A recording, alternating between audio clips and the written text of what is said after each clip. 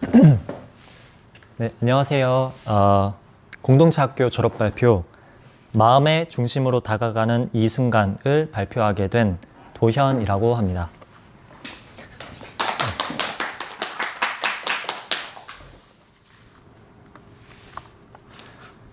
발표를 시작하기에 앞서 제게 그동안 탐구하는 데 도움이 되었던 문구를 공유하고자 합니다. 아이디어는 완성된 상태로 떠오르지 않는다. 오직 실행하는 과정에서만 명료해질 뿐이다. 그저 지금 시작하면 되는 것이다. 백일학교에 들어오기 전 우연히 보았었던 영상에서 나온 말입니다. 마음 공부하는 사람도 그렇고 많은 사람들이 무언가를 추구할 때 어떤 특별한 순간을 원하는 경우가 많은데요. 저 역시 이 영상을 보지 않았더라면 처음 공부를 시작할 때부터 어떤 특별한 순간이 다가오기를 기대하느라 시간을 허비했을 수도 있을 것 같습니다. 우선 영상을 보여드리고 이어서 진행하도록 하겠습니다. Every generation has its defining works. More than 300,000 people worked to put that man on the moon, including that janitor. Millions of volunteers immunized children around the world against polio, and millions of more people built the Hoover Dam and other great projects. And now it's our generation's turn to do great things. Now I know, maybe you're thinking, I don't know how to build a dam. I don't know how to get 1 million people involved in anything. Well, let me tell you a secret. No one does when they begin. Ideas don't come out fully formed. They only become clear as you work on them. You just have to get started. If I had to know everything about connecting people before I got started, I never would have built Facebook. Movies and pop culture just get this all wrong. The idea of a single eureka moment is a dangerous lie. It makes us feel inadequate because we feel like we haven't had ours yet. And it prevents people with seeds of good ideas from ever getting started in the first place. Oh, and you know what else movies get wrong about innovation? No one writes math formulas on glass, okay? All right? That's not a thing, okay? 어떠신가요? 와닿는 게 있으신가요? 저는 마음 공부라는 것 자체를 여기서 시작했기 때문에 특별한 순간에 대한 환상이 다른 분들에 비해서 적었을 수도 있었을 것 같지만 그래도 저 역시도 뭔가 터닝 포인트처럼 어떤 깨달음이 와서 삶에 큰 변화가 있지 않을까 하는 막연한 기대를 가지고 공부를 시작했던 것 같습니다. 물론 그런 분들도 있을 수 있겠지만 평범한 사람인 제 경우는 아니었고 저 같은 분들에게는 이 영상의 메시지가 도움이 되실 것 같습니다. 이 영상은 마크 주커버그가 2017년에 하버드 졸업식에서 축사 연설을 한 영상입니다. 마크 주커버그가 The idea of single eureka moment is a dangerous lie 라고 말했듯이 한순간 어떤 계기에 의해서 깨달음으로 이르는 어떤 변화를 맞게 된다는 것은 위험한 허상일 수 있습니다. 어떤 커다란 일이 한순간에 바뀌는 일은 일반적이지 않습니다. 개인적으로 저는 이 영상을 본 후 한 걸음씩 꾸준히 해야겠다는 마음을 먹고 공부에 임하게 되었습니다. 그 결과 1000개가 넘는 작은 경험들과 자잘한 통찰들이 모여서 앞으로 말씀드릴 변화들을 이끌었던 것 같습니다. 그럼 간단하게 발표하기 전에 전제했으면 좋을 내용과 백일학교 이전의 삶, 백일학교에서 있었던 일을 말씀드린 후 공동체 학교에서 있었던 변화에 대해서 말씀드리겠습니다. 우리는 지금 이 순간만을 경험한다. 다들 알고 계실 문구라고 생각합니다. 과거, 현재, 미래라는 마음의 스토리와 생각은 지금 일어난다는 맥락으로 말씀드리고 싶은데요. 발표 역시 그런 것 같습니다. 제가 앞으로 말씀드릴 내용은 제가 이런 삶을 살았고 지금 이런 모습이며 앞으로 어떤 삶을 살겠다는 나라는 사람에 대한 영원히 변하지 않을 믿음을 말씀드리는 것이 아닙니다. 그보다는 오히려 지금 발표를 하는 이 순간 제 마음에 일어난 과거와 현재, 미래 모습이 이렇다라는 것을 말씀드리고 싶습니다. 이렇게 말씀드리는 이유는 여기 함양에 있으면서 제가 와닿은 내용 중에 하나가 어떤 것도 주인 삼지 않는다라는 것이기 때문입니다. 이번 발표의 목적은 저라는 사람에 대한 설명이라기보다 이 발표를 통해서 그동안의 경험들을 하나의 맥으로 짚어보는 계기를 삼고 누군가 이 발표를 통해서 와닿은 것이 있었으면 하기 때문입니다. 그러므로 지금 이 순간의 발표 내용과 변화들은 발표를 하고 있는 지금 이 시점에서 와닿은 것입니다. 이 변화들은 미래에 어떤 경험과 관점을 쌓느냐에 따라 변할 수 있는 매 순간의 경험과 나의 삶이라는 대상의 상호 의존적인 알미라는 것을 말씀드리고 싶습니다. 해석은 어떤 경험이 쌓이느냐에 따라 변합니다. 백일학교 졸업발표 때 쌓였던 경험으로 해석한 제 과거와 공동체 학교 졸업발표를 준비할 때까지 쌓인 경험으로 해석한 제 과거, 현재, 미래는 다르다는 것을 이번 졸업발표를 준비하면서 더 많이 느끼게 되었습니다. 지금 말씀드린 백일학교와 공동체 학교 때 해석한 내용의 차이도 일종의 경험이 바뀜에 따라 변화한 해석의 한 예가 될 수 있다고 말씀드리고 싶습니다.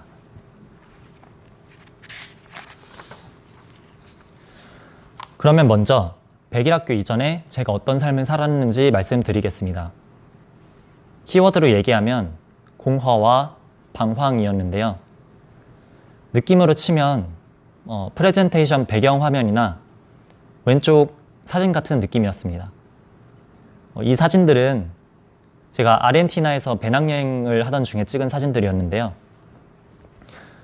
왼쪽 사진은 부에노스아이레스에 있는 어떤 한 은행에서 시위를 하던 사람들이 가지고 있는 어떤 혼잡한 느낌, 그리고 프레젠테이션 배경 화면은 허허 벌판에 끝은 보이지 않는데 왠지 모르게 달려야 할 것만 같은 도로 위로 구름만 잔뜩 낀 그런 모습이 있고, 그런 느낌이 우울한 느낌을 들게 하는 것 같습니다. 아마 그 당시에 제가 이런 마음 상태를 가지고 있었기 때문에 이런 모습들이 눈에 들어왔었구나 하는 생각이 듭니다. 부에노스아이레스란 말의 뜻이 직역하면 좋은 공기라는 뜻인데, 그런 이름을 수도로 삼은 나라의 모습 중 일부가 이렇게 혼잡하다니 좀 아이러니하기도 한데요. 개인적으로 저는 물질적인 결핍이 딱히 없었는데도 성공하기 위해서 방황했던 제 인생의 좀 역설적인 모습과도 닮아 있는 것 같습니다. 운이 좋았던 건지 아니면 나빴던 건지 잘 모르겠지만 학창 시절에 저는 물질적인 결핍은 딱히 없었던 것 같습니다. 대신에 정서적인 결핍이 있었습니다. 이 두 가지가 20대를 이끌었던 것 같습니다. 물질적인 결핍은 없는데 사회에서 요구하는 꿈을 가지고 성공하라는 압박이 내가 무엇을 해야 성공하는 삶을 살까라는 고민을 하게 만들었고, 정서적인 결핍이 세상에 나는 혼자고 존재할 가치를 찾게 만들었습니다. 저는 어릴 때부터 딱히 재능이 있었던 것도 아니었고, 그렇다고 열정적으로 하고 싶은 무언가가 있는 것도 아니었습니다. 그냥 밥 먹고 소설 같은 콘텐츠를 보면 저는 그냥 행복한 사람이었는데, 자본주의 사회의 특성 때문인지 몰라도 나는 이루고 싶은 꿈이 없는데도 미디어 같은 곳에서는 꿈을 가진 사람이 되게 멋진 사람인 것처럼 나오고, 그래서 무언가 꿈을 가지라고 무언의 압력을 이렇게 주었다고 느꼈고, 그래서 물질적인 성공을 해야 잘 사는 삶이라는 가치가 저도 모르게 내면화되었던 것 같습니다. 그런데 꿈을 가진 사람이 정말 멋진 사람일까? 그 가치는 누구에 의해 결정되고 그 가치는 정말 절대적인 것일까? 혹은 요즘에 그 경제적 자유라는 말이 되게 유행을 하는데, 근데 나한테 진짜로 필요한 삶의 자유라는 건 어떤 걸까? 내가 하고 싶은 것들을 하는데 정말 그런 경제적 자유라는 말을 써야 될 정도로 그렇게 많은 돈이 필요할까? 근데 이런 질문들을 던질 안목이 그때는 없었습니다. 그래서 당시에 어떻게 하면 성공을 할 수 있을까? 자기계발 책들을 쭉 읽어봤는데 제가 와닿은 것은 자신이 잘하고 좋아하는 것을 해야 한다는 것과 어떤 분야에서 남들과 구별되는 독창적인 모습이 가치를 가지게 되고 그 가치가 물질적인 성공을 가져다 준다는 것이 와닿았습니다. 그런데 내가 잘하고 좋아하는 것들 중에 어떤 것이 남들과 구별된 나만의 것일까를 찾다가 그런 것이 없다는 것을 발견했습니다. 그 당시에 발견했던 저의 장점이나 좋아하는 것들은 다 남들도 할 수 있는 것들이었기 때문입니다. 이것이 제 정서적인 결핍과 연계되어서 나라는 존재가 남들과 구별된 존재로 인정받을 만하지 못하다라는 느낌을 만들었고 존재할 가치를 느끼지 못하니까 왜 살아야 되나 하는 그런 생각과 공허함을 일으켰습니다. 오늘 발표에서는 그 공허함을 동력원 삼아 성공할 수 있는 방법과 누군가에게 인정과 사랑받을 방법을 찾아 헤매었던 것이 백일학교 이전의 삶이었다는 생각이 듭니다. 이렇게 헤매다가 우연한 계기로 백일학교를 알게 되어서 신청을 하게 되었습니다. 제가 백일학교에 오게 된 자세한 계기와 백일학교에서 있었던 일들은 프레젠테이션 왼쪽 하단에 유튜브 영상 링크와 QR코드를 표시해 두었으니까 궁금하신 분들은 참고하시면 좋을 것 같습니다. 네, 오늘 발표의 주제는 공동체 학교의 변화이기 때문에 백일학교에서 있었던 일들은 간단하게만 말씀드리고 지나가겠습니다. 백일학교 오기 전과 비교해서 변화한 것은 마음에 느껴진 것이 내가 아니라는 것을 의식한 것과 마음에서 일어나고 있었던 현상들에 대해서 의식적이 된 것입니다. 백일학교 오기 전에도 자기계발 등 어떤 다양한 이유로 제 마음을 관찰했었기 때문에 주객으로서의 나에 대한 개념은 있었습니다. 그런데 그때는 어떤 내가 더 근본적인 나인지에 대한 개념이 모호했고 대상으로서 관찰되는 나는 나를 진정한 나로 여겼습니다. 그러다가 백일학교에서 감지라는 것을 배우게 되고 감지는 쉽게 말씀드리면 그냥 이름과 생각을 뗀 느낌이라고 일단은 말씀드리겠습니다. 느껴지는 것은 진정한 내가 아니다 라는 것을 감지를 통해서 경험하는 시간을 가지게 되었습니다. 그래서 대상으로서의 내가 나로 여겨지지 않고 주체로서의 내가 나로 여겨지는 상태를 경험했던 것 같습니다. 두 번째로 백일학교에 오기 전에는 마음을 관찰한다는 것에 대해서 의식적이지 못했습니다.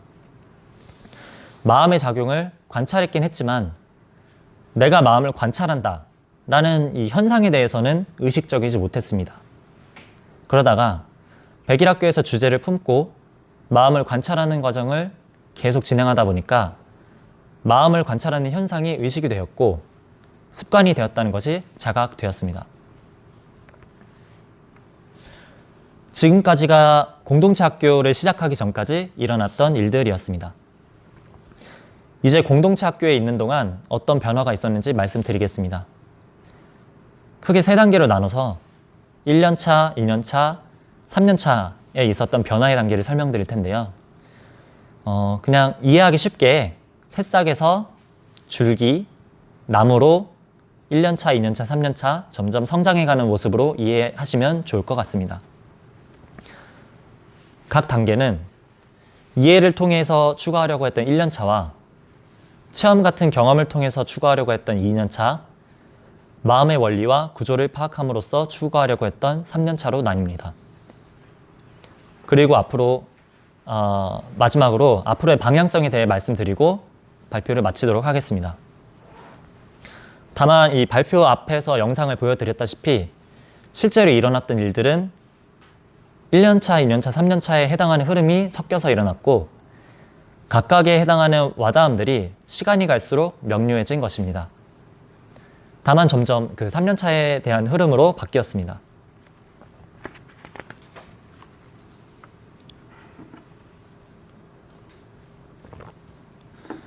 백일학교 졸업 후에도 마음은 계속 관찰을 했습니다. 그러나 자유롭다는 느낌을 받지는 못했었고 뭔가 미진하다는 느낌을 계속 받았습니다. 그래서 마음의 구조에 대해 이해 안 되는 것들을 명확히 이해를 하게 되면 마음의 느낌으로부터 자유로울 수 있지 않을까 생각했던 것 같습니다. 제가 아까 방금 마음의 구조에 대한 관심을 가지게 되었다고 했는데 3년 차에 1년 차에서의 관심은 마음의 구조라는 현상 자체가 아니라 머릿속의 이해를 말하는 것입니다. 예를 들어서 나는 언젠가 죽는다 라는 말을 들었을 때 누구나 인간이라면 이해를 할 것입니다. 죽으니까. 그러나 죽음에 대한 공포심이 지금 생기진 않겠죠. 왜냐하면 그 말이 지금 존재적으로 와닿지 않기 때문입니다. 그러나 만약에 병에 걸려서 시한부 인생을 사는 사람, 아니면 총에 맞아서 이제 곧 죽는 사람에게 느껴지는 그런 체험과는 되게 다를 거라고 할 수 있습니다. 왜냐하면 그 사람들한테는 죽음이라는 게 존재적으로 와닿기 때문입니다. 이런 죽음을 앞둔 사람한테는 나는 언젠가 죽는다 이런 말을 굳이 떠올리지 않아도 직관적으로 공포심이 들 것입니다. 이런 것이 체험과 이해의 차이라고 말씀드리겠습니다. 구조와 경험은 경험과 경험을 가능하게 하는 것의 상호 의존적인 관계가 직관적으로 마음에 드러난다는 측면에서 이번 설명과는 또 다른 얘기지만 우선은 이렇게 설명드리고 넘어가겠습니다. 저는 마음챙김이라는 것을 백일학교에 와서 처음 했기 때문에 화두라던가 경전들의 이름조차 몰랐습니다. 그러다가 함양에 있으면서 몇 가지 이해되지 않는 개념들을 듣게 되었습니다. 당나귀가 우물을 보는 줄 알았는데 우물이 당나귀를 본다라거나 동적을 보고 있는 줄 알았는데 소적을 보고 있었다. 이런 말들이나 켄 윌버가 쓴 무경계라는 책에 의식의 스펙트럼 단계 중 전 유기체적 수준이라는 게 있는데 전 유기체라는 나라는 어떤 몸과 마음을 합한 인격체와 나 이외의 세상 전체가 하나다. 그래서 세상은 나다. 이 말이 무슨 뜻인지 이런 식으로 이해가 안 되는 개념들이 만약에 이해가 되면 마음이 되게 가벼워질 줄 알았습니다. 그러나 지금 생각해보면 모든 것들이 결국은 내가 이해하려는 활동이었기 때문에 마음이 가벼울 수 없었던 것 같습니다. 그러나 그 당시에는 그런 활동을 하는 자신을 알아차리지 못했습니다. 그래서 마음에 이해 안 되는 내용들이 마음속에 이렇게 품어졌으나 시간이 지나고 이해가 안 되던 개념들이 하나둘씩 이해가 되었음에도 마음이 자유롭지 못하다는 모습을 자각했습니다. 개인적인 화두들이 이해되거나 느껴지는 것은 내가 아니다. 주체 역시 느껴지지는 않지만 마음에 일어난 하나의 현상이다. 그런 마음의 구조가 머릿속으로 이해가 된 후에도 삶은 똑같이 계속 일어나고 화가 나고 공허한 마음도 있고 뭔가를 추구하려는 마음의 방향이 계속 생겼기 때문입니다.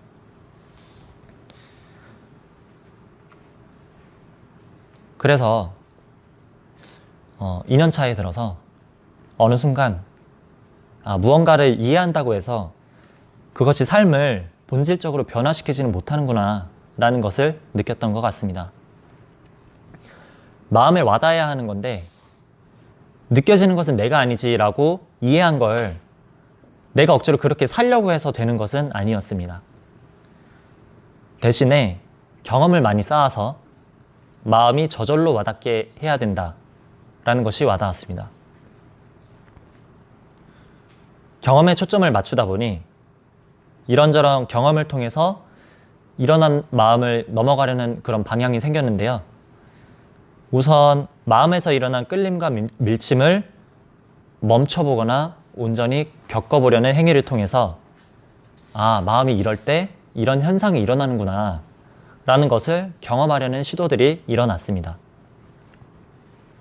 비유를 하자면 1년 차에는 운전하는 것으로 비유를 하면 1년 차에는 운전하는 이론만 들었는데 2년차 들어서 이제는 실제 운전 연습을 해보면서 그동안 배웠던 이론들이 정말 그랬나 확인하면서 몸에 체득하는 것과 비슷하다고 할 수 있습니다. 지금부터 말씀드릴 2년차 내용은 자신으로부터 가벼워지고 싶다는 그런 마음이 있었는데 1년차에 이해만으로는 안 된다는 것이 느껴졌고, 그래서 내가 나라고 여기고 있었던 욕망들과 집착하는 내용, 싫어했던 내용들이 가지고 있었던 그런 그 느낌들의 실체를 의식적으로 경험하는 과정을 통해서 느낌은 내가 아니라는 그 마음의 주객 구조가 확인되고 나라고 여기는 것들로부터 자유로워지고자 하는 흐름이 생긴다는 맥락으로 말씀드리겠습니다.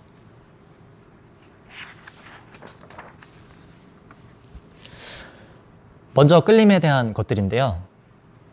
하루는 갑자기 단식을 해보고 싶은 마음이 들어서 단식을 해보았습니다. 9일 단식 후에 보식을 하는데 함양에 도반으로 같이 계셨던 약사님이 계셨는데요. 보식이 중요하다고 하셔서 그 보식 기간이 한 달 정도 됐는데 그 기간 동안은 몸에 안 좋은 것들을 진짜 단 하나도 먹지 않다가 보식 기간이 끝나니까 억눌려 있었던 그런 욕망들이 한꺼번에 이렇게 터져 나와서 그동안 그 보식 기간 동안 먹고 싶었던 과자들을 인터넷으로 다 검색을 해서 이 30만 원치를 한 번에 다 사가지고 그게 한 3박스 됐는데 그걸 쟁여놓고 집에서 한 달 동안 계속 과자를 먹었습니다. 그런데 막상 먹어보니까 이게 얼굴에 트러블도 계속 생기고, 저는 원래 살이 찌는 스타일이 아닌데 그럼에도 불구하고 막 살이 찌고, 그리고 속도 안 좋은 일이 생기는 것을 경험했습니다. 그리고 내가 그냥 단순히 끌림을 가진 그냥 먹고 싶은 욕망과 기대만큼 그런 과자의 맛이 맛있지도 않았습니다. 특히 그 보식까지 마친 후에 몸이 되게 청정해서 그런지 몰라도 과자의 그 기름 맛이 너무 인위적이었고, 어떤 것은 심지어 그 시멘트를 먹는 것 같은 느낌도 들 정도였습니다. 하지만 이 사놓은 것들을 다 버릴 수도 없고 꾸역꾸역 이렇게 다 먹다가 보니까 이걸 다 먹을 때쯤에는 이게 제가 좋아서 먹는 게 아니고 이게 의무감으로 먹는 제 모습을 발견했습니다. 이런 경험들을 하면서 마음에 일어난 그 순간 일어나는 끌림과 마음에서 몸의 상태와 관련 없이 그냥 마음만 가지고 일어난 집착하는 마음이 마음의 느낌으로 구분되었습니다. 예를 들어서 나는 이런 것을 좋아해. 이런 것이 맛있어. 뭐 이런 그동안 과거에 경험했었던 것을 토대로 그런 음식들을 추구하려는 마음이 집착하는 마음이었습니다. 이런 경험을 통해서 집착하는 마음의 느낌대로 행동했을 때 몸의 건강이나 일어나는 상황과 그런 조화롭지 못하다는 것들이 조금씩 마음에 경험되기 시작했습니다. 느낌들이 이렇게 의식될수록 과자를 먹을 때 몸이 안 좋아졌을 때 그런 느낌들이 계속 의식적으로 이렇게 자각이 되면서 동일시에서 점점 자유로워지게 되고 가벼워지게 되고, 지금도 과자 먹는 것을 좋아하긴 하지만 그런 끌림에 대한 경험들이 쌓이고 끌림과 집착이 구분이 될수록 행동이 그렇게 과하게 되지는 않는 것 같습니다.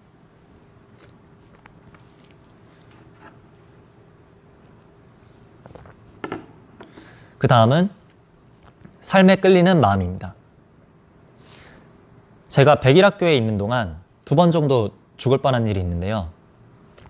그러니까 아직 살아있는 것을 보면 세상에서 아직 저에게 시킬 일이 남아있는 것 같다는 생각도 듭니다. 그 중에서 오늘은 낭떠러지에서 죽을 뻔한 일을 말씀드리려고 합니다. 하루는 선생님과 그 도반 분들이 저와 함께 황석산이라는 곳에 갔었습니다. 가다가 2갈래길이 있었고 정상에서 만나기로 약속을 하고 길이 나뉘게 되었습니다. 그리고 저 혼자 다른 길로 이렇게 갔는데 가다가 보니까 지름길처럼 생긴 것이 눈에 보였습니다. 그래서 이거 빨리 갈 수 있겠다 싶어서 그 길 따라서 올라갔는데 그 올라가고 보니까 거기는 길이 아니었던 겁니다. 예를 들어서 이런 느낌을 가진 이런 길이었는데요. 왼쪽에 그 보라색 원처럼 생긴 그런 샛길처럼 생긴 곳을 따라서 올라갔었습니다. 그런데 알고 보니까 이 언덕이 이런 식으로 밑에선 몰랐는데 이렇게 급경사로 이루어진 곳이었습니다. 이게 사진으로 보면 와닿으실지 모르겠는데 실제로 저런 언덕에 가보면 경사가 엄청 급해서 이게 무게가 뒤로 조금이라도 이렇게 쏠리면 떨어질 것 같은 느낌이 납니다. 이런 느낌인데 이게 사진처럼 제가 있는 곳도 막 나무들이 바위 사이에 이렇게 자라고 있었습니다. 그 중에 어떤 나무는 죽어서 이제 말라 있어서 힘을 조금만 줘도 이게 부러지기도 했고, 그래서 나무에 함부로 의지하기도 어려웠고, 어떤 곳은 이게 저 바위 같은 것의 경사가 90도가 넘는 곳도 있었습니다. 게다가 이 사진에는 이 사람은 안전줄이라도 있지만 저는 그때 그냥 산책 차림이었기 때문에 안전장비 하나 없이 저쪽에 매달려 있는 것과 비슷한 상황이었습니다. 그래서 이런 상황이 되고 나서야 제가 올라왔던 길을 이렇게 뒤돌아봤는데 그 밑에 보니까 경사가 너무 아찔해서 내가 어떻게 이런 길을 올라왔나 싶었고 다시 내려가는 것도 위험해 보였습니다. 그런 마음이 드니까 갑자기 고립된 것 같다는 느낌이 들면서 진짜 잘못하면 죽을 수도 있겠다. 그런 마음이 들었습니다. 그런 생각을 하면서 계속 언덕을 기어 올라갔는데 어떤 죽은 나무를 이렇게 잡다가 그 나무가 너무 약해서 부러지려고 하는 그런 소리를 내었습니다. 그래서 무서워서 잡으려던 그 손을 놓고 제자리에 가만히 있는데 갑자기 몸에 힘이 이게 쫙 풀리고 그 산소가 안 통하는 것처럼 그 손이랑 팔에 갑자기 힘이 안 들어갔습니다. 그리고 위를 쳐다보니까 경사가 90도가 넘는 그런 조그만 그 절벽이 하나 또 있어서 거기를 넘어가기도 어려워 보였고, 그러니까 밑에 내려갈 수도 없고 갑자기 위로 올라갈 길도 그 절벽을 보는 순간 딱 막힌 것 같은 느낌이 들었습니다. 그래서 잠시 멈추고 제가 있던 곳 중에 그래도 바위 사이에 뿌리가 잘 박혀있는 나무가 하나 있었는데 그 나무에 의지를 하면서 이렇게 생각을 해보았습니다. 만약에 내가 여기서 죽는다면 미련이 남을 만한 게 있을까? 이렇게 진짜 죽는다는 생각이 들었기 때문에 그 스스로한테 진지하게 마음에 물어봤는데 만약에 여기서 뭔가를 못하고 죽었을 때 너무 아쉽다, 너무 미련이 남는다, 그런 거는 또 딱히 없는 겁니다. 그러니까 그러면 할 수 있을 만큼 최선을 다 해보지만 진짜 안 되면 그거는 운명이니까 어쩔 수 없다, 이런 생각이 들었고, 근데 뭐 여담이지만 만약에 그래도 살아서 나가면 이거 오늘 일은 진짜 평생 얘기거리겠다, 그런 생각도 났습니다. 그런 생각이 드니까 몸이 그래도 긴장은 되는데 그래도 그 팔다리가 아까는 마비됐었는데 그런 마비된 것 같은 느낌은 좀 풀렸고, 그래서 이제 되게 조심조심 위로 다시 올라가기 시작했습니다. 그 올라가는 길은 진짜 정말 한 번만 실수해도 그 미끄러져서 떨어질 수 있었기 때문에 되게 조심조심 걸음을 내디뎠던 것 같습니다. 다행히 진짜 정말 우여곡절 끝에 저 멀리 위로 사람 다니는 길이 눈에 보일 정도까지 이게 올라오게 되었습니다. 그러니까 이제 저기까지만 올라가면 되니까 살았다 하는 마음이 딱 들었습니다. 왜냐하면 그 전까지는 그 끝이 어딘지 보이지 않고 어디까지 올라가야 되는지를 몰랐기 때문에 보이지가 않으니까 희망이 없었는데 이제는 그래도 저기까지만 올라가면 된다라는 그런 희망이 보였으니까요. 그런데 거기서 또 다른 위험이 생겼습니다. 이야기를 지어내려고 해도 이렇게 지어낼 수 있을까 싶은 그런 상황인데요. 진짜 거짓말이 아니고 그렇게 힘들게 올라오고 있는데 그 위에 보이는 그 사람 다니는 길에 어떤 부부가 그 중형견 정도 되는 그 검은 개를 이렇게 목줄 안 하고 풀어놓고 이제 산책을 시키고 있었습니다. 그런데 그 개가 그 언덕 밑에 있는 저를 보더니 갑자기 막 짖으면서 물려고 하는 겁니다. 그 사냥개 같은 그 개가. 그래서 이 영화에서 혹시 그 개가 주인공 물려고 그 언덕 밑에 그 경사진 그 언덕을 헛디디면서 자기 발을 헛디디면서 그 주인공을 향해서 으르렁 거리는 것을 혹시 본 적 있으신가요? 그 개가 진짜 거짓말 안 하고 그 영화랑 똑같은 모습으로 저한테 발 헛디디면서 막 짖고 그러는데, 와, 이게 참 그 죽을 위기 넘겨가면서 제 딴에는 겨우 올라왔는데 그 개가 저한테 또 물려고 하는 모습을 보면서 진짜 너무 이거 세상 너무한다 싶은 마음도 들고, 근데 또 한편으로는 그래도 개한테 죽는 건 아니니까 물리면 그냥 다치는 거지. 그러니까 대수롭지 않은 마음도 들었습니다. 왜냐하면 전에 이미 죽을 것 같다는 그런 느낌을 받았었기 때문에. 아무튼 제가 오지 말라고 소리치는 동안에 다행히 그 주인이 와서 개를 데려갔는데, 안타깝게도 그 개를 데려가는 과정에서 그 주인 남자분이 그 흥분한 상태였던 그 개한테 물리셨습니다. 그래서 올라가서 제가 괜찮냐고 하셨는데 그냥 가라고 하시더라고요. 본인 잘못도 있죠. 뭐 목줄 안 했으니까. 아무튼 그 개인적으로는 저한테는 이런 경험을 통해서 정말 내가 죽을 상황이 닥치게 되면 예전에는 그런 상황이 진짜 닥치게 되면 삶에 또 미련을 가지고 막 후회하거나 그러지는 않을까 하는 그런 의심이 있었는데 그러지 않을 수도 있겠구나. 왜냐면 이번엔 그러지 않았으니까 그런 믿음을 가지게 되었습니다. 왜냐면 그전에는 그게 그냥 생각인 건지 아니면 진짜 그렇게 느끼고 있는 건지 헷갈렸는데 이번 경험을 통해서 그렇게 느껴졌다는 것이 의식되었기 때문입니다.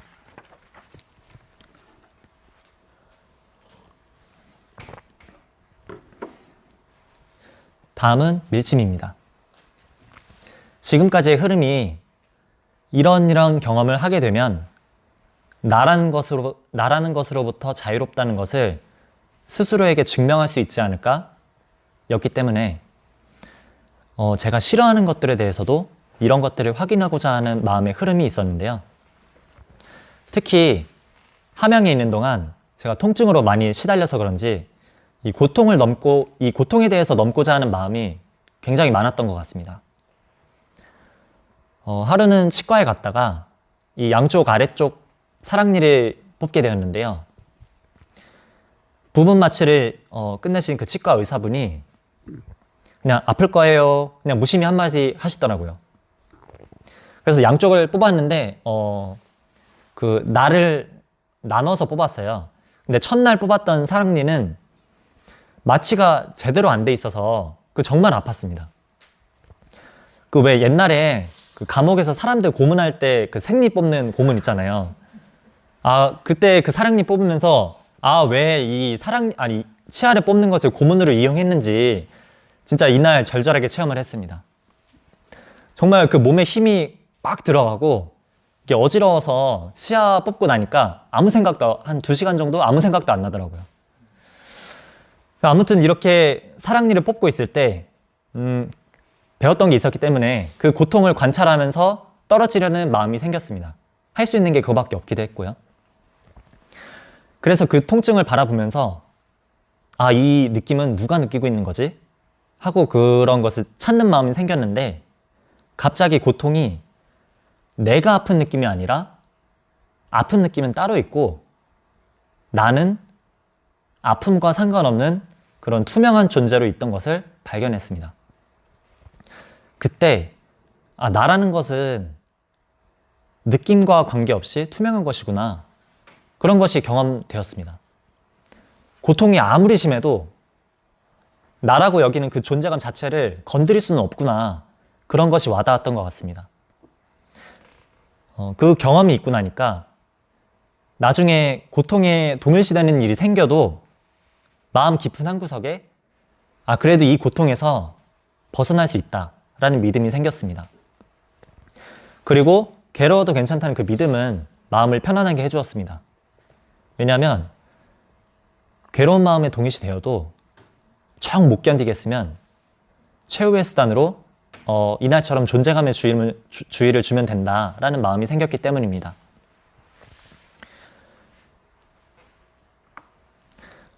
이렇게 통증에 대해서 싫어하는 마음은 어느 정도 가벼워졌지만 다른 밀치는 것이 마음에 남아 있었습니다. 그 중에 하나가 찬물 샤워와 똥냄새 등의 더러운 것들이었습니다. 그 똥냄새 같은 더러운 것들의 경우에는 제가 이 3년 동안 함양에서 시골 생활을 하다 보니까 변기에 손도 넣어야 되고 고치려면, 그리고 음식물 쓰레기도 계속 만져야 되고, 그 강아지 똥도 제가 치우고 치우는 과정에서 또 밟고 하는 그런 경험들이 쌓이면서 너무 이게 자주 일어나는 일이니까 자연스럽게 제가 더럽다고 생각했던 것들에 대해서는 익숙해졌던 것 같습니다. 그전에는 저 그 초등학교 때까지만 해도 그 외할머니 집 놀러 갔을 때 그 흙 밟는 것도 더럽다고 여겨서, 왜냐면 제가 그러니까 아파트에서 살아서 그 흙 밟는 것조차 더럽다고 여겼었던 그런 사람이었는데, 그래서 더러운 것 같은 경우에는 함양에 있으면서 되게 많이 바뀐 것 같습니다. 하지만 찬물의 경우에는 실제로 몸에 자극이 있기 때문에 조금 더 어려웠는데요. 게다가 제가 군 생활을 그 민통선에 걸쳐 있는 강원도의 어떤 전방 부대에서 했는데, 그 건물이 현대식 건물이 아니었기 때문에 이게 한겨울에도 그 보일러 그 물이 다 떨어지면 이 찬물이 나올 때가 있었습니다. 그래서 제가 군대에 있을 때 다짐한 것이 계란 3개씩 먹는 거랑 절대 찬물로 씻지 않기였습니다. 그 계란은 한창 제가 그때 배고플 시기인데 계란을 하나씩만 주니까 이게 너무 양도 적고 아쉬웠던 경험 때문에 그 다짐을 하게 되었습니다. 아무튼 이렇게 군대에서 찬물로 씻으면서 고생했던 경험을 가지고 있었다 보니까 찬물로 씻는 것에 대한 그런 거부감이 있었는데요. 어떤 신념 비슷하게. 근데 공동체 학교 생활을 하면서 누가 저한테 시킨 건 아니지만 마음 공부를 했는데 이 찬물 샤워가 싫어서 계속 피하면 마음에 걸리는 게 있는 거 아닌가? 그런 마음이 들었고 그 생각이 자꾸 마음에 걸렸습니다. 그래서 마음에 걸림에서 넘어가보자 하는 마음을 가지고 찬물 샤워를 했습니다. 그런데 막상 찬물 샤워를 하니까 무언가에 대해 걸렸던 그 마음 자체가 자각이 되면서 그 걸렸던 마음이 사라지는 것을 경험했는데, 근데 걸리는 마음이 그 순간 사라졌어도, 그러니까 찬물 샤워에 대해서 걸리는 마음이 사라졌어도 달라지는 게 없는 듯이 느껴졌습니다. 왜냐하면 샤워가 끝난 뒤에도 삶은 계속 이어졌고 마음이 일어나는 것은 생각이 일어나고 변함이 없었기 때문입니다. 그 순간에 이게 무언가에 걸린다는 것이 그냥 느낌이었구나. 느낌이 있고 없고 한 것은 본질적인 것이 아니구나 하는 것을 깨닫게 되었습니다. 화두를 든 것이나 어떤 지복의 상태, 그런 특별한 상태 같이 이해가 되지 않거나 마음에 걸리는 무언가를 해결한다고 해서 자유가 오는 것이 아니구나. 그 경험 자체가 자유를 주는 건 아니구나 라는 것을 알아채게 되었습니다. 지금 생각해보면 이런저런 내가 마음에 걸렸던 것들을 넘어가고 나면 무언가 삶이 달라지겠지? 그런 기대를 무의식 중에 충족시키고자 하는 마음이 있었던 것 같습니다. 이런 알아챔이 있고 나서부터는 이게 함양에서 꼭 공부를 해야 되는 것은 아니구나 하는 마음을 품은 채 공부를 하기 시작했습니다. 그런 마음이 드니까 좀 더 자유로운 마음이 되었습니다. 왜냐하면 그 전까지는 그 선생님이 저한테 가끔씩 이제 항상 하시는 말이, 너 그러면 그렇게 마음에 걸리는 거 없으면 함양에서 평생 썩어도 괜찮니? 이 말을 할 때 항상 마음에 이제 걸림이 있었는데, 근데 이제 이 걸린다라는 그 느낌 자체에 대해서 의식이 되고 나니까 이 말의 걸림을 해결하고 안 하고가 진정한 자유를 주는 건 아니구나, 그런 것을 알아챘습니다.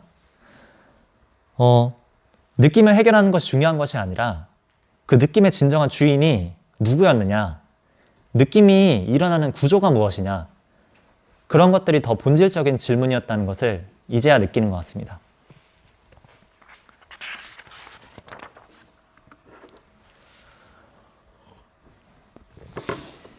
이렇게 끌리거나 밀치는 무언가를 넘어서는 경험들이 본질적인 자유를 주는 것은 아니라는 것이 와닿기 시작했습니다.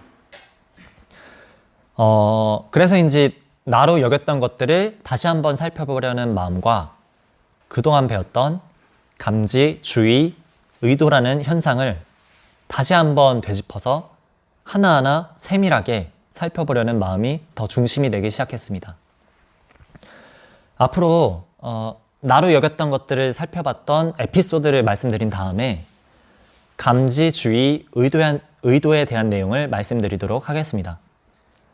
먼저 나로 여겼던 것들을 살펴봤던 에피소드들 중에 생각에 대한 에피소드를 말씀드리겠습니다. 함양에 있는 동안 선생님의 그 여러 강의들을 들었는데 그 중에서 자신의 생각을 녹음을 해서 귀로 들어보는 시간이 있었습니다. 평소에 자주 떠오르는 좋은 생각이나 나쁜 생각을 녹음한 다음에 귀로 들어보는 것이었는데 그 연습을 한 날도 귀로 들리는 목소리와 제가 생각했을 때 나는 그 목소리가 비슷했기 때문에 평소에 하는 생각을 타인의 소리처럼 객관적으로 듣게 되는 경험을 조금 했습니다. 그러다가 얼마 후에 그 일상에서 존재감에 주의를 주고 있을 때였습니다. 그 아무 생각 없이 존재감만 마음의 나처럼 느껴지는 그런 상태가 잠시 있었는데요. 그런 상태에서 여느 때처럼 제 목소리로 생각이 갑자기 일어나면서 이야기를 제 머릿속에서 하기 시작하는데 갑자기 그 생각이 내가 하는 생각이 아니라 타자화되어서 남이 하는 생각 비슷하게 그렇게 느껴졌습니다. 마치 그 영어를 처음 배울 때 롤모델이 되는 배우의 그 발음을 따라 하다 보면은 내가 들었던 그 배우의 목소리로 일상에서 만약에 내가 하고 싶은 말을 영어로 생각할 때가 있는데 그런 것과 비슷한 경험이었습니다. 뭐 예를 들어서 We are just hanging out, nothing special 이런 말을 새로 이렇게 딱 배웠는데 그 롤 모델의 배우의 발음으로 그런데 나중에 내가 누군가한테 nothing special 이런 말을 할 일이 있거나 생각할 일이 딱 생기면 그 단어의 뜻과 그 목소리가 내 목소리가 아니고 맨 처음 내가 들었던 그 롤모델 배우의 목소리로 떠오르는 그런 경험인데요. 차이가 있다면 영어로 예시를 든 것은 다른 사람의 목소리지만 내가 하고 싶은 말처럼 느껴졌다는 것이고 맨 처음에 했던 경험은 거꾸로 내 목소리인데 내가 하고 싶은 말처럼 느껴지지 않았다는 것입니다. 왜냐하면 존재감에 그 당시에 주의를 주고 있었기 때문에 그때는 그 생각을 하려는 의도가 없었기 때문입니다. 그러니까 그때 떠오르는 생각이 이 사실은 내가 아니었구나 하는 것을 처음 제대로 경험했던 것 같습니다. 다음은 시각에 대한 에피소드입니다. 하루는 그 운전을 하고 가고 있었습니다. 평소처럼 생각을 내려놓고 감지로 전방을 바라보면서 운전을 하는데 갑자기 그 눈에 비치는 그 시각적인 느낌들을 인식하는 것이 그 인식이라는 그 작용이 스스로 일어나는 것처럼 느껴졌습니다. 그때 눈에 무언가 보여진다는 이 작용이 내가 개입하고 있지 않은 그런 현상이었구나. 그게 와닿았습니다. 지금 생각해보자면 이때는 그 무언가를 보려는 의도가 감지로 바라보다 보니까 자연스럽게 내려놔지면서 그 알미라는 작용이 스스로 일어나는 것에 마음에 느껴졌던 것 같습니다. 그 비춰진다는 경험과 조금 비슷한데 비춰진다는 것이 그 거울 같은 마음에 느낌이 떠오른다 그런 맥락에 좀 초점이 맞춰져 있다면 이번 경험에서 제가 드리고 싶은 말씀은 좀 스스로 작용하는 알매 조금 더 초점이 맞춰진 맥락으로 설명드리고 싶습니다. 다음은 면허 시험장에서 있었던 일입니다. 방금 그 운전한 얘기가 나왔는데 어떻게 면허 딸 때의 얘기가 뒤에 나오는지 궁금하신 분들이 있을 수도 있을 것 같습니다. 사실은 지금 이 경험이 먼저 일어났던 경험인데 이 발표 주제의 흐름상 배치를 뒤로 하게 되었습니다. 그런데 제게는 사실 많은 경험들이 실제로는 뒤죽박죽 일어났습니다. 예를 들어서 저 같은 경우에는 주체감을 감지보다 먼저 발견했는데요. 100일 학교 온 지 한 2주 정도 뒤의 일이었고, 그때 그 선생님이 그 주체감을 찾아보라 이런 말씀을 하셨던 것 같은데, 나무를 그때 바라보고 있었는데, 나무를 바라보는 뭐 이쪽에 어떤 투명한 느낌이 그때 이제 발견이 되었고, 그래서 그거를 이제 선생님한테 말씀을 드렸었는데, 근데 그때는 제가 감지를 배우지도 않았고, 사실 좀 두루뭉술한 개념과 느낌이었기 때문에 선생님이 좀 더 살펴봐라 이렇게 얘기를 하셔서 그때는 그게 뭔지 제대로 모르고 그냥 희한한 거다 하고 지나가고 그 다음에 이제 감지 연습을 하게 되었었는데요. 지금 이 발표 준비를 하면서 느낀 게 그때 그렇게 느꼈었던 것이 주체감이었구나 라는 것을 의식을 하게 되었습니다. 아무튼 이렇게 도로주행 시험을 보러 갔을 때를 다시 말씀드리면 이때는 제가 두 번째 시험이었기 때문에 긴장이 조금 되었고 그래서 그 긴장을 풀어보기 위해서 마음을 이렇게 바라보고 있는데 문득 누가 마음에 초연하려고 하는 거지? 그런 의문이 들어서 마음을 바라보니까 갑자기 그 초연하려고 하는 내가 자각되었습니다. 그러니까 초연하려는 나는 내가 아니었구나 라는 알아챔이 일어났는데 그 순간 뭔가를 알아챌 때의 머리에서 일어나는 탁 터지는 그 특유의 느낌이 자각이 되었습니다. 그때 그냥 직관적으로 알아챈다라는 것은 작용이고 마음에 느껴지는 느낌이구나. 알아채려고 하는 마음이 내가 아니구나. 그러니까 무언가를 알아채서 깨닫고자 할 때 그 깨달음의 내용이 중요한 게 아니구나. 알아채지 못해서 결핍된 마음이 알아챘을 때 충족하고 싶어하는 그 마음 자체를 바라봐야 했던 것이구나. 이런 게 그 순간에는 와닿았습니다. 지금 생각해보면 깨닫고자 하는 마음의 내용에 동일시되었다가 그 작용이 자각되었던 것 같습니다. 그런 마음 상태가 되니까 긴장과 함께 하면서 시험 보는 것에 집중할 수 있었습니다. 그래서 그 덕분인지 모르겠지만 그래서 시험도 그때 합격을 하게 되었습니다.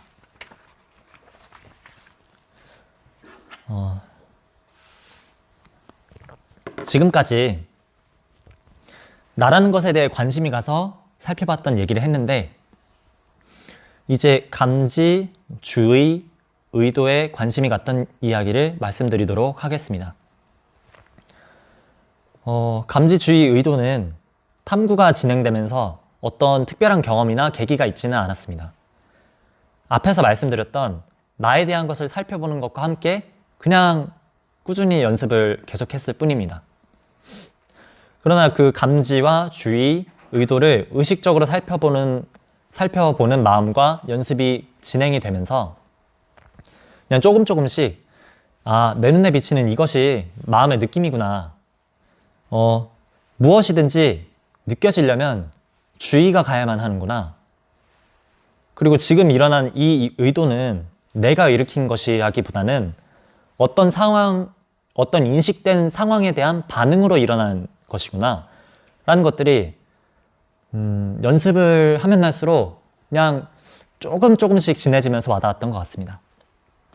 그래서 이 기간에는 어떤 특별한 경험을 해서 확 와닿았다 이렇게 말씀드리기는 어려울 것 같습니다. 제 경우에는 발표 초반에 그 유레카라는 어떤 특별한 순간에 대한 기대는 위험한 환상일 수 있다는 그 마크 주커버그의 영상을 보여드렸던 이유가 저 같은 경우에는 이런 경우들이 탐구하는 동안 많았기 때문입니다. 제 경우에는 연습을 하다 보니까 그냥 점진적으로 통찰이 오고 와닿은 경우들이 많이 있었습니다. 특별한 계기로 와닿게 된 경험들도 있었지만 기본적으로 저는 그냥 조금씩 꾸준히 하루하루 쉬지 않고 했던 스타일이기 때문에 어떤 연습을 몰입감 있게 하면서 하지는 거의 못했었던 것 같고, 그래서 그냥 꾸준히 하는 연습에서 왔던 통찰들은 그 막 번개를 치듯이 막 이렇게 강하게 온 게 아니었습니다. 제 경우에는. 그런데 마음에 어떤 식으로든 그렇게 한번 와닿은 것들은 느낌은 크지 않은데도 이상하게 잊혀지지가 않았습니다. 예를 들어서 100일 학교 때 제가 산책을 하면서 이런저런 생각을 하다가 그냥 문득 다른 사람을 미워해봤자 이게 소용이 없는 거구나. 그게 그냥 머릿속에 툭 떠올라서 그냥 이런 생각이 떠올랐네 하고 그냥 지나갔는데, 근데 그 다음날부터 이상하게 그 생각이 안 잊혀지고 계속 일상에서 떠오르고 어떤 사람을 미워하는 상황이 생기면 접목하려는 그런 마음이 계속 일어나고, 그렇게 되면서 그냥 문득 떠올랐던 그 생각이 점점 더 일상에서 진하게 와닿았던 경험이 있는데, 저한테는 그런 많은 통찰들이 그런 식으로 와닿았고 삶에 조금씩 적용이 되면서 점진적으로 진해졌던 것 같습니다. 아무튼 이렇게 감지, 주의, 의도에 대해서 와닿고 나니까 그렇다면 인식이라는 것은 뭘까? 그런 것에 관심이 갔습니다. 느낌이라는 것이 떠올랐고, 그래서 느낌이라는 게 뭘까 해서 느낌의 특성에 대해서 의식적으로 살펴보는 과정이 진행되었습니다. 느낌의 특성이라는 것은 제가 살펴봤던 느낌의 특성이란 것은 그 순간 잠시 일어났다가 사라지는 일시적이라는 거, 그리고 반드시 꼭 그렇게 절대적으로 보이는 것이 아니라 내 안에 쌓인 경험이나 아니면 신체적이거나 경험적인 기준을 통해서 보여지는 주관적인 모습, 주관적인 느낌이라는 거, 그리고 느껴지는 그 대상은 항상 보는 나와 같이 일어난다는 상호 의존적인 특성이었습니다. 이런 흐름을 통해서 점점 마음이 일어나는 구조에 대해서 관심을 두는 흐름이 생겼습니다. 지금까지의 흐름을 정리해서 일종 보통 운전하는 것으로 제가 한번 비유를 해보자면 1년 차에는 기어를 넣은 상태에서 클러치를 떼면서 악셀을 밟으면 차가 움직인다. 브레이크를 밟으면 멈춘다. 이런 이론들을 배웠고, 2년 차에는 이게 이론만 알아서 되는 것이 아니구나 하고 일단 뭐 운전면허 학원 같은 데를 가서 직접 운전 연습을 하면서 클러치도 밟아보고 브레이크를 이렇게 밟아보고 하면서 연습을 했던 것입니다. 그런 경험을 통해서 내가 클러치를 이만큼 떼면서 악셀을 밟으면 차가 움직이는구나, 브레이크를 이렇게 밟으면 멈추는구나 하는 경험이 몸과 마음에 무의식적으로 쌓이기 시작했습니다. 그러다가 3년차 같은 경우에는 클러치를 밟고 떼고 뭐 브레이크를 밟고 떼고 이런 경험들을 계속 하다 보니까 맨 처음 배웠던 운전할 때 필요했던 그런 이론들과 실제로 내가 차를 운전했을 때의 경험들이 매치가 되기 시작했습니다. 클러치를 떼면서 악셀을 밟아야만 차가 움직이고, 브레이크를 밟으면 차가 멈추고, 클러치를 안 밟고 악셀만 밟을 때 엔진이 공회전하는 소리가 왜 나는지, 그리고 브레이크를 밟을 때 브레이크 패드가 어떻게 닳는지, 그런 것들이 운전하면서 보이는 것은 아니지만 그동안 배웠던 이론을 통해서 그런 차의 구조가, 차라는 것이 움직이는 그런 구조가 이해가 되는 동시에 내가 전에 차의 내부를 봤었던 그런 시각적인 기억이나 소리를 통해서 아니면 운전했을 때의 그런 발의 느낌을 통해서 그런 것들이 직관되면서 통합하는 과정이 일어났습니다. 만약에 이론과 경험 중에 한쪽만 알았다면 어땠을까요? 이론만 알았다면 운전을 못했을 것이고, 경험만 했다면 애꿎은 클러치만 주구장창 밟았을 수도 있었을 일입니다. 그러니까 이 두 가지 측면 모두 결국은 필요했던 일이라는 생각이 듭니다. 그래서 3년 차에 마음의 구조에 대한 관심이 생겼을 때 가장 와닿고 관심이 가는 것은 대상과 주체의 상호 의존적인 만남에 대한 것이었습니다. 앞서 말씀드린 느낌의 상호 의존적인 그런 특성과도 연관되는 것인데요. 이것과 연관된 경험들을 이제 말씀드리려고 합니다. 그리고 탐구할 때 와닿아서 도움이 되었던 마음가짐들과 도연이라는 이름에 대한 얘기를 잠시 말씀드리겠습니다.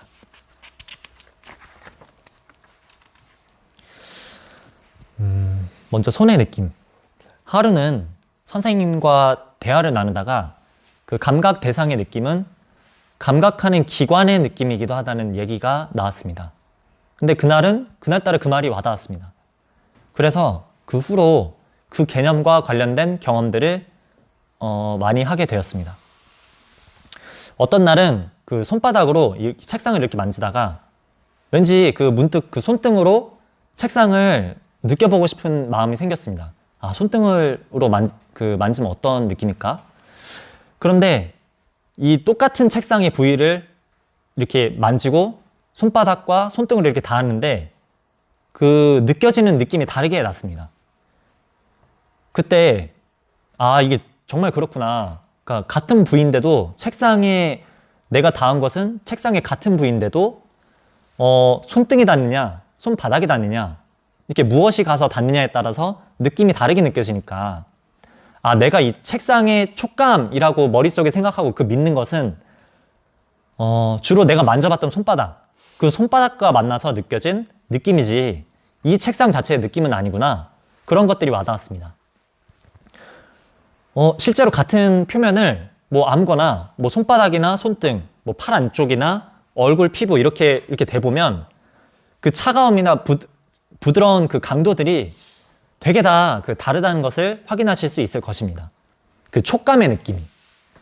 그래서 책상은 내 머릿속에 예전에 손으로 만져봤던 그 기억으로 그 촉감의 기억이 떠오른 그 부드러운 느낌의 책상이다 라고 말할 수 없는 것입니다.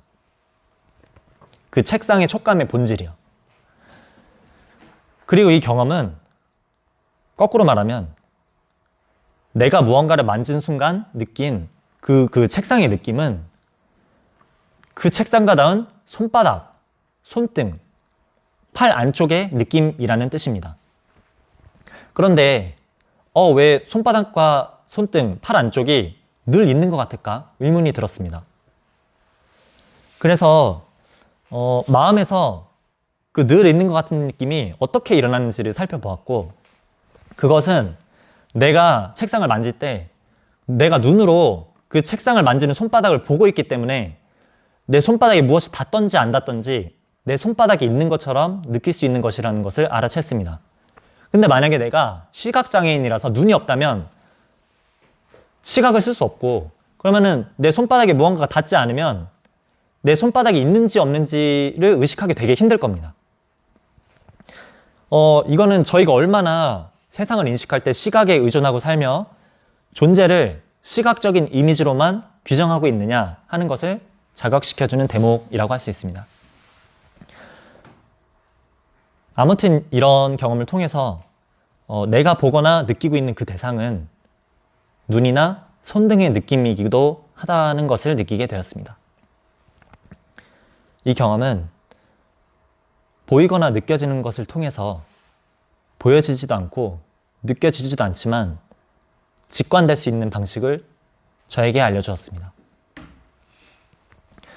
그런 알아챔의 방식이 의식이 되고 얼마 뒤에 이 나라는 존재감에 주의를 주는데 그 주의가 강해질수록 주의를 주는 마음의 활동이 더 선명해지고 있다는 것이 경험되었습니다. 존재감을 대상으로 했을 때 존재감으로 향하는 주의와 같은 그 마음의 작용이 더 선명하게 자각된 것입니다. 주의가 시작되는 주체를 직접 느낀 것은 아닙니다. 만약에 직접 느꼈다면 그것은 주체감이었을 것입니다. 마음에 어떤 식으로든 투명하게라도 와닿았기 때문입니다. 그 주체의 모습이라는 것이. 근데 그러나 제가 말씀드리고 싶은 이번 경험은 그런 투명한 주체감이 아니라 마음에 그것이 직접적으로 느껴지지는 않지만 느낌의 강도에 따라서 내가 대상에 주는 주의를 따라서 그 강해지는 그 느낌의 강도에 따라서 같이 선명해지는 그런 일단 느낌이라고 표현하겠습니다. 느낌입니다. 그래서 느낌 자체는 대상의 느낌만 진해지는데 대상이 전부가 아닌 것 같은 느낌이 함께 진해지는 것 같은 그런 느낌과 비슷한 것 같습니다. 그래서 느낌 자체가 달라졌다기보다는 그 느낌을 받아들이는 마음의 자세 같은 것이 달라진 그런 것과 비슷한 것 같습니다.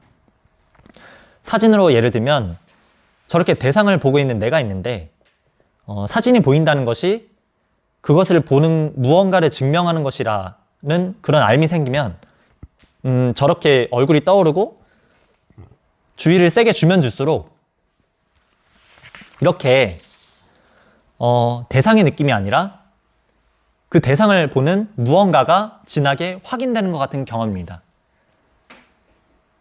그런데 여기서 말하고자 하는 그 무언가는 그 구체적으로 직접 느껴지지는 않지만 없지는 않다는 것이 확인되는 것을 통해서 생기는 그런 직관적인 알매에 가깝습니다. 이런 일이 생기면서부터 느껴지지 않는 것이 직관되는 것에 마음의 관심이 생기기 시작했습니다.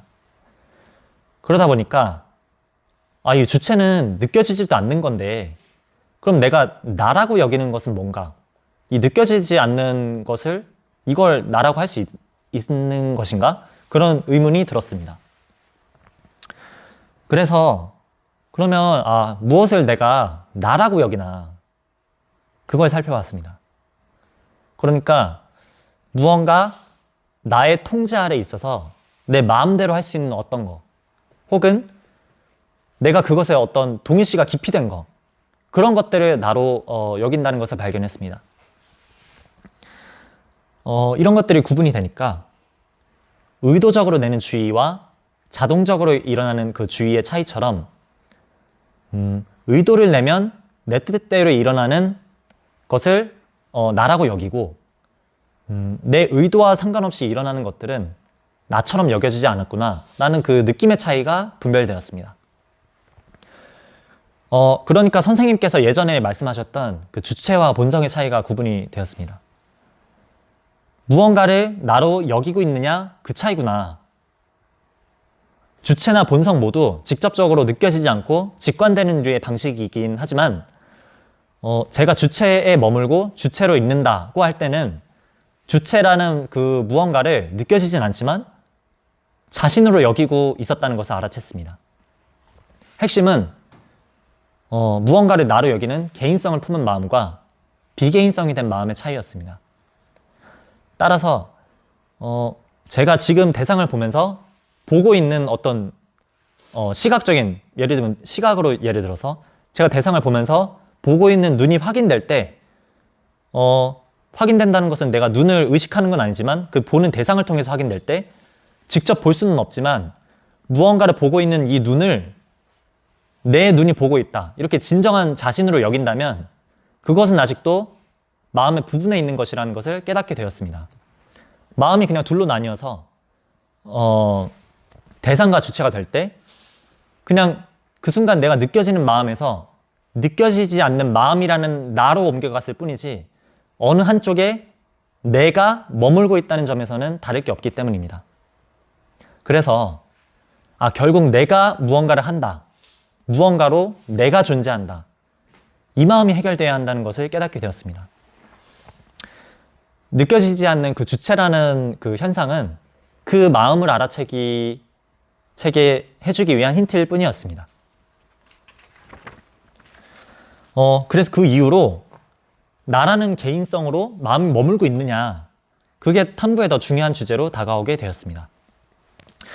주체로 머물든지 아니면 느낌이 뭐 어떻게 보이든지 그런 것을 하는 것을 나로 여긴다면 이 공부는 끝나는 게 아니구나 라는 것을 알아챘기 때문입니다. 그래서 어떤 연습을 하든지 어떤 통찰이 일어나든지 아무리 진짜 큰 통찰이라고 할지라도 그 통찰을 누가 하지? 누가 알아챘지? 이런 질문이 마음의 꼬리표처럼 통찰이 일어나자마자 바로 따라서 올라오기 시작했습니다. 그러니까 마음에 걸렸던 많은 것들이 가벼워졌습니다. 예를 들어서 함양에 있는 동안 저보고 그 주체가 분명하냐, 주체는 발견했지 않냐, 뭐 이런 말들을 되게 제가 좀 많이 들었었는데, 이런 경험들이 전에 제가 방금 전까지 말씀드렸던 그런 경험들이 있었음에도 왠지 모르게 마음 한구석이 불편했었습니다. 그리고 그 이유가, 그 찝찝함이 저에게 누가 질문을 하는 그 순간 질문받은 내가 그 질문의 대상으로서 일어나기 때문이라는 것을 알아챘습니다. 나라는 마음에 있는 것 자체가 일종의 한계지어진 느낌을 주는데, 질문을 받는 순간 나라는 마음이 그 질문의 내용이 한계지어지기 때문에 그런 뭔가 찝찝한 느낌이 일어났던 것입니다. 그리고 나는 분명해요. 뭐 감지에 대해 분명해요. 이렇게 말하는 순간 마음에 일어나는 그 분명하고 분명하지 않은 그 스펙트럼의 연속 중에 일부에 갇혀서 나는 분명해요 라고 말하면 그 스펙트럼의 나머지 일부인 분명하지 않은 그런 순간을, 일상 중에는 모든 순간들이 일어나는데 그 분명하지 않은 순간을 거부하게 되었던 것이 자각되었습니다. 일상에서도 저는 많이 이런 것들을 경험했습니다. 예를 들어서 노래 잘해요? 뭐 춤 잘 춰요? 그럴 때 네, 이렇게 얘기를 하면 마음속에 잘하지 못하는 모습에 대한 불안도 두려움과 같이 생겼었는데 그것과 비슷한 것 같습니다. 그 리아킴이라는 코레오그래피 댄서가 떠오르는데요. 세상에서 제일 춤을 잘 추는 사람이 되고자 했고, 이 사람은 결국에 그래서 세계 1위라는 그런 타이틀을 이루어냈지만, 근데 막상 그렇게 1위를 달성한 후에는 며칠만 기분이 좋았고, 그 후부터는 이 리아킴이라는 사람이 그 다른 사람들로부터 한물 갔네, 이제 별로네, 이런 소리를 듣기 두려워하고, 누가 그런 소리 한 것도 아닌데 그 결과 춤을 추는 것조차도 싫어졌다고 합니다. 그래서 그 리아킴이라는 사람이 자기를 다시 돌아보고 초심으로 돌아가서 춤을 처음 배우는 사람들과 함께 하면서 그 춤 자체를 즐기는 그 초보자들의 그 열정, 그 순수한 열정, 그런 것들을 보면서 영감을 얻기도 하면서 지금은 살아가고 있다고 합니다. 저의 경우에 무언가를 자신으로 여기는지 확인하는 그 마음이 탐구의 중심이 되니까 이런 이런 찝찝함과 불안도 많이 가벼워졌습니다. 왜냐하면 잘하거나 못한 거, 뭐 주체를 발견한 것이나 아니면 아직 뭐 주체가 분명하지 않은 것도 내가 한 것이 아니기 때문입니다. 그냥 마음에 일어났다 사라지는 그런 여러 가지 현상들의 흐름들 중에 한 부분이다, 그렇게 받아들여지니까 그런 마음에서 편해졌던 것 같습니다. 그러니까 이 생각에 빠진 것을 탓하는 마음에서도 되게 가벼워졌습니다. 예전에는 이 생각을 하면 안 된다고 하니까 이제 생각이 떠오르면은 나 또 이거 생각을 했네, 또 생각이 동일시됐네, 이런 탓하는 마음이 항상 있었는데, 그리고 나는 생각이 이렇게 계속 떠오르니까 나는 안 되는 사람인가 보다, 이런 마음이 가끔씩 들었는데 지금은 이렇게 또 생각에 빠졌네, 이렇게 탓한다는 것 자체가 그 생각을 자기가 했다고 여기기 때문에 그런 탓하는 마음이 올라왔구나. 그런 것을 알아챘기 때문입니다.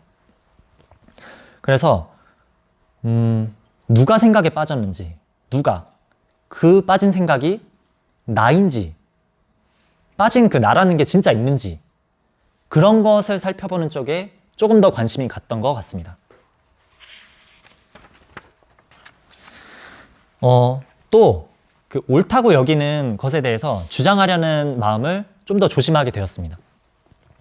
백일학교 오기 전부터 이 주장하는 마음을 조심하긴 했었는데요. 그냥 제 기질상.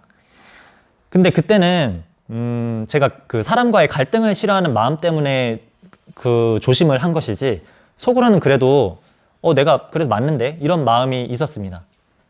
그런데 이게 주장하는 것이 그 순간에 자신이구나 라는 것을 알게 되니까 옳고 그름과 관계없이 만약에 1 더하기 1은 2처럼 설령 그게 맞더라도 그런 옳은 나를 내려놓는 것이 진짜 이 탐구하는 사람의 자세구나.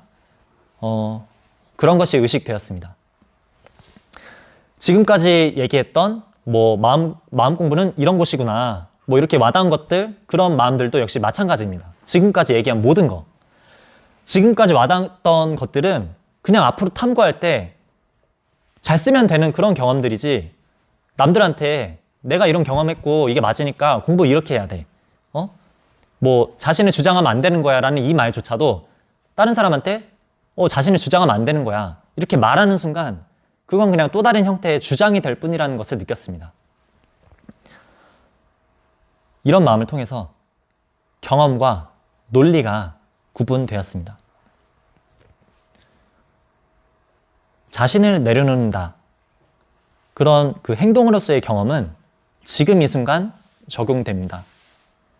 하지만 논리는 옳고 그름을 말하는 것이기 때문에 어느 한쪽에 설 수밖에 없습니다.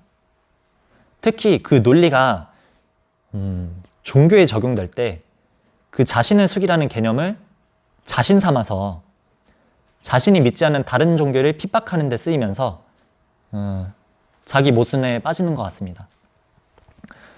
하나님께 자신을 숙여야 되는데 부처님한테 자신을 숙이면 기독교인들한테는 불교인들이 하나님께 자신을 숙이지 않고 자신을 주장하는 사람들처럼 여기는 것이죠. 하지만 이 지금 일어나는 경험은 언제나 적용이 가능합니다.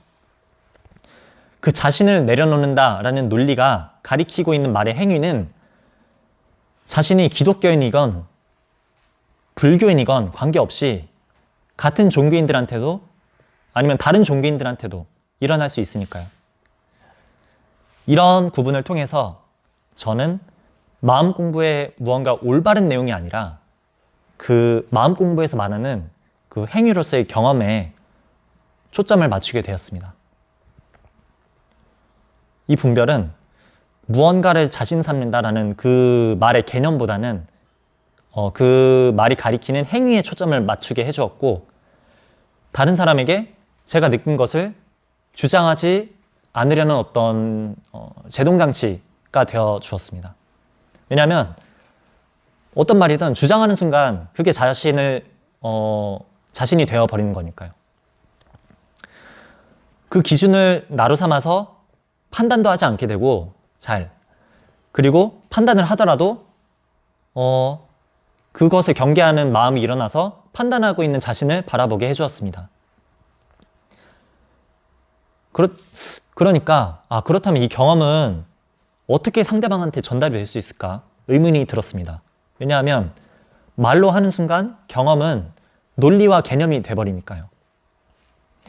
그런 전달할 수 없는 개념들을 그래서 하나하나 이렇게 내려놓다 보니까 누군가한테 내려놓는다는 이 경험을 전달하고 싶다면 그것은 행위로밖에 드러날 수 없다는 것을 깨닫게 되었습니다.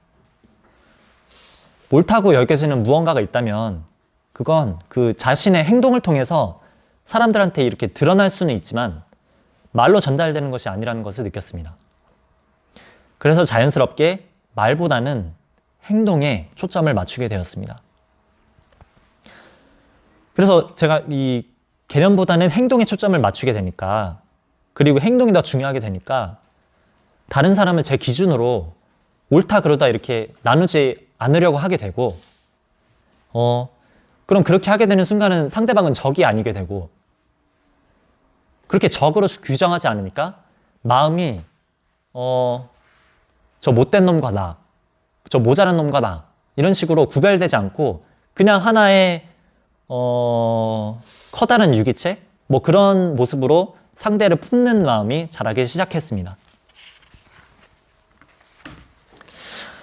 그래서 이렇게 자신을 내려놓는 작업을 계속하다 보니까 나의 개입 없이 이 스스로 작용하고 있는 마음이라는 것은 어떻게 일어나는 것일까? 그게 궁금해졌습니다.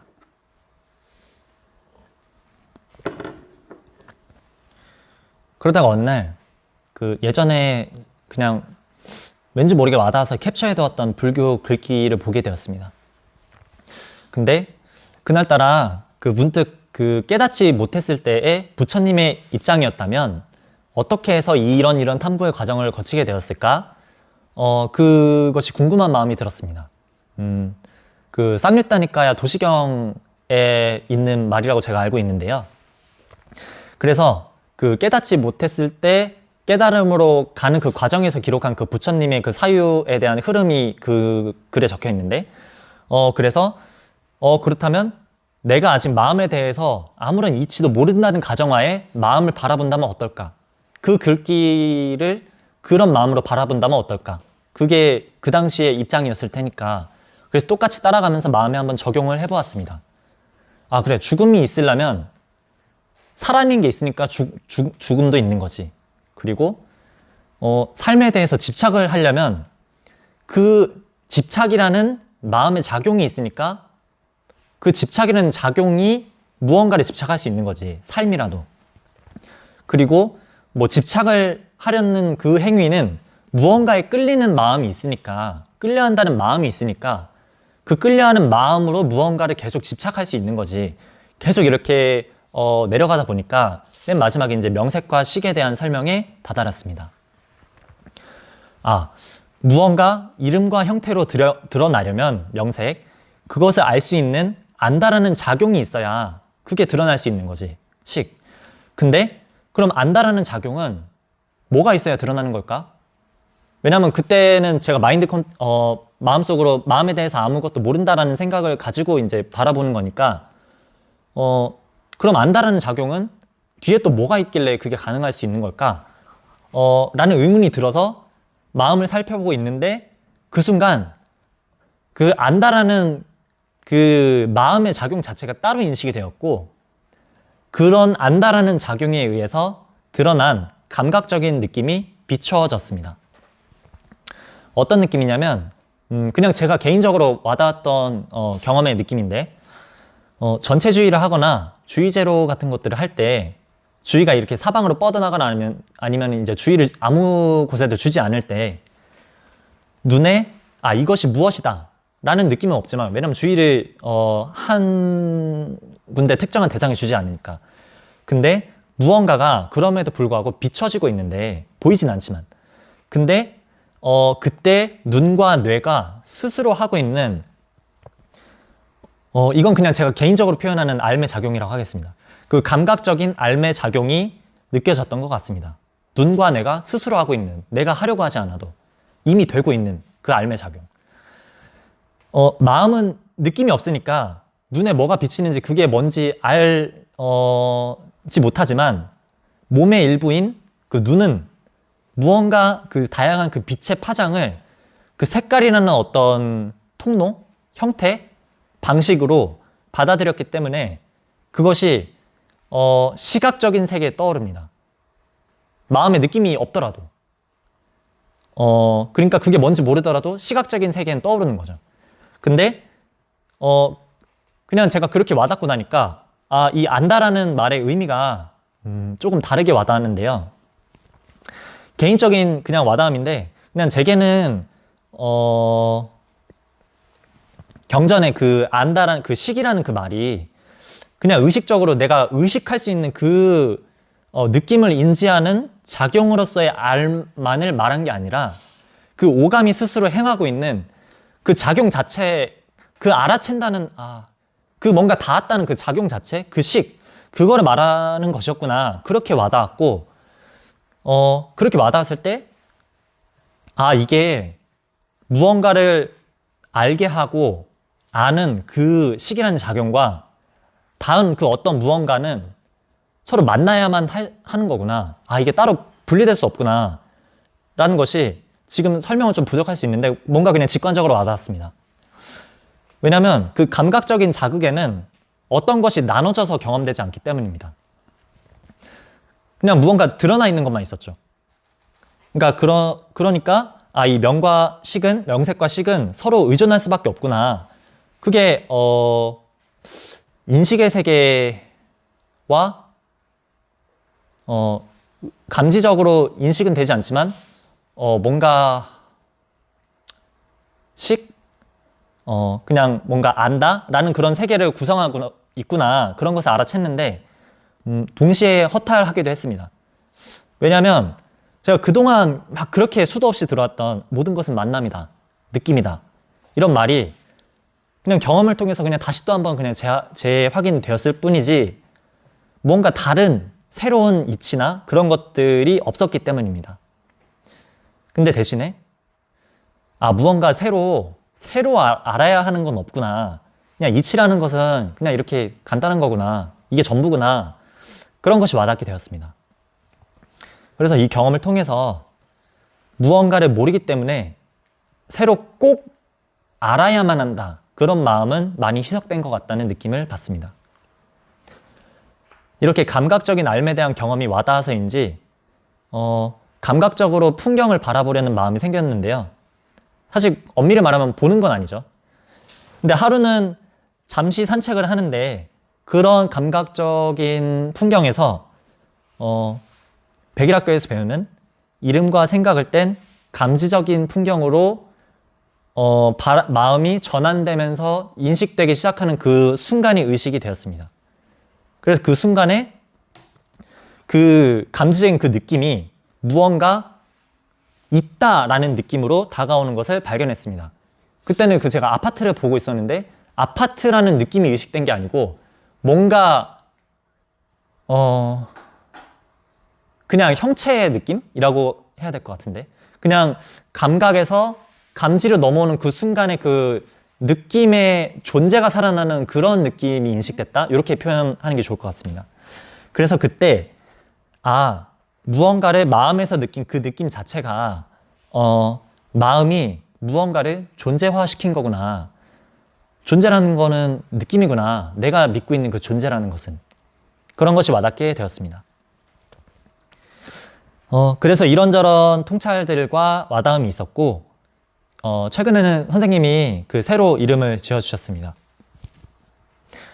예전에 저를 보신 분들이 저를 메타몽이라는 이름으로 알고 계실 텐데요.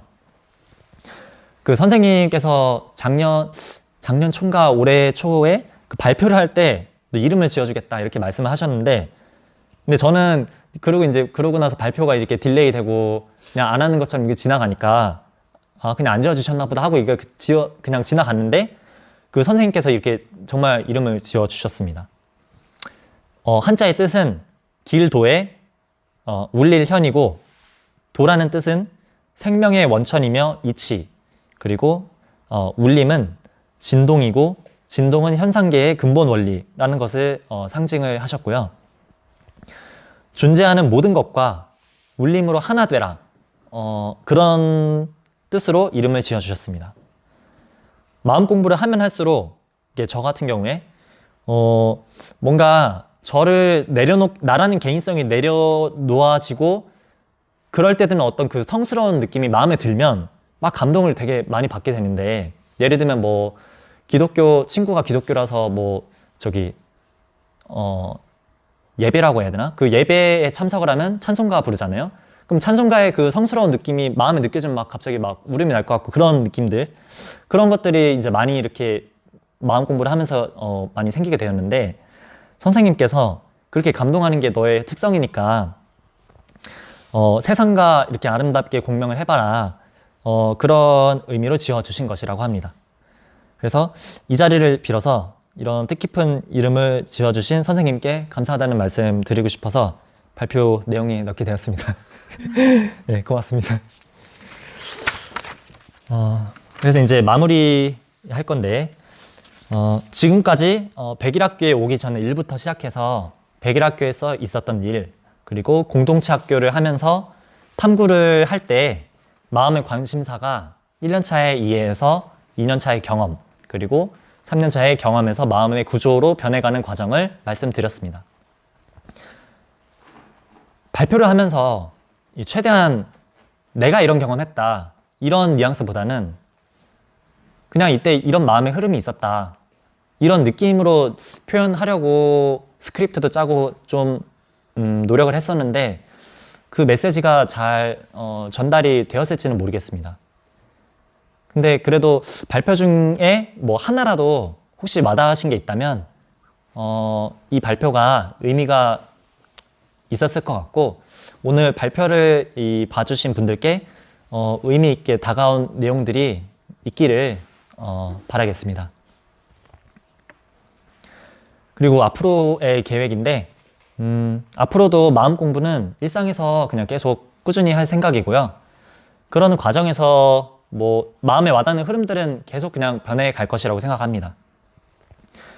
발표 준비를 하는 시점에서 제가 제일 와닿았던 것은 개인적으로 그동안 제가 마음 공부를 포함해서 방황하고 이런 것들을 하느라고 너무 헤매고 다녀서 나라는 이런 존재에만 관심을 뒀지 내 주변 사람, 가족한테는 전혀 관심을 챙기지 못했구나. 심지어 아버지가 어떤 사람인지도 몰랐구나, 내가.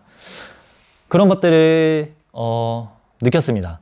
그래서 이제는 좀 균형 잡힌 삶, 그런 것들이 이제 마음에 들어올 것 같고, 그래서 이제 가족들이나 주변도 살피고 세상이랑 좀 융화되어 가는 과정이 되지 않을까라는 생각이 오늘 발표에서까지는 듭니다.